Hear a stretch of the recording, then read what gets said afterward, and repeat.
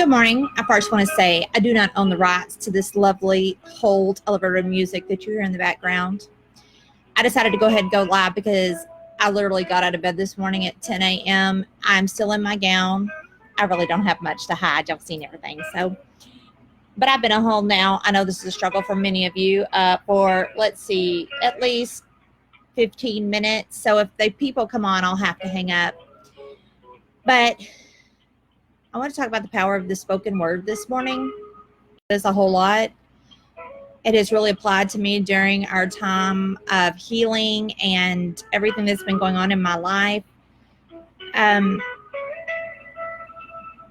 It is crazy, the power of the spoken word, the power that you allow people to speak over your life, how we speak our own words over our own lives, and how we speak the word over our children's lives and over other people's lives. You know, people say things like, oh, you're so strong, or, oh, things have gone pretty well for you. I rewatched the show of Breakthrough. I don't know if you've seen that movie, but it is amazing.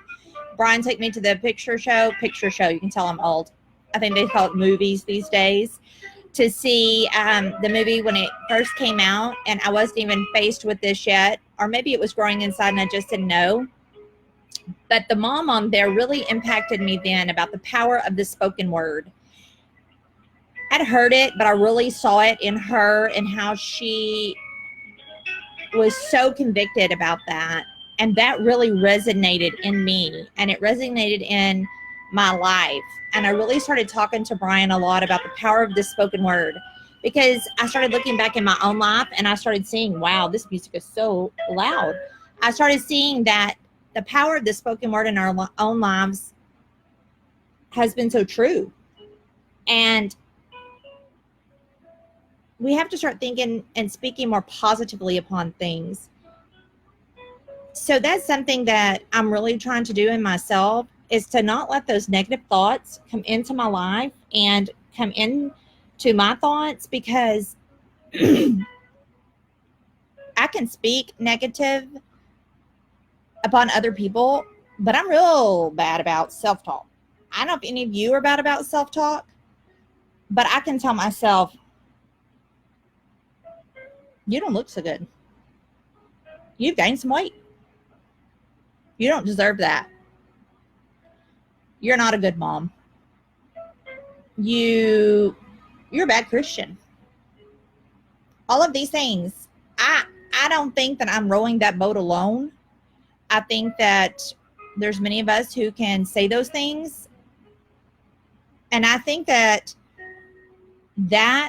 has a tendency to lead me down that rabbit trail of being more concerned about myself than others. And I think that's something that I have to really focus on. It is making sure first that my self-talk is positive, and that what I'm spewing out of my mouth is positivity to myself, and then positivity upon others. And that words that are coming out of my mouth are edifying. And if they aren't, they're not being said. Not just not said, but not said inside my mind either. Because it doesn't really do much good if I am just not saying them out loud, but if I'm letting them resonate in my head and bounce around in there, then the same thing is happening in there. And that's not a good thing either. So what made me think of that is that I've been sitting here on hold now, like for 35,000 years. And I get really frustrated with these people. And so I started thinking, I could be doing so many other things, and I could be doing so much other stuff. But, I just have to be grateful, and I have to be thankful.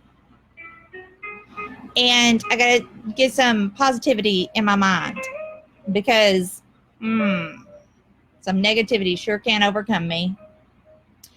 And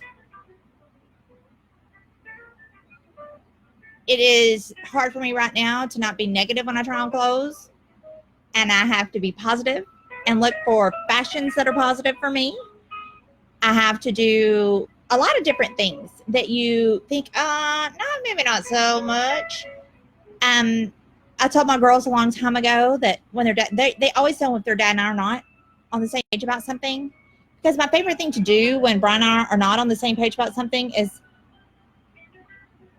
I verbally, intentionally say things that edify him.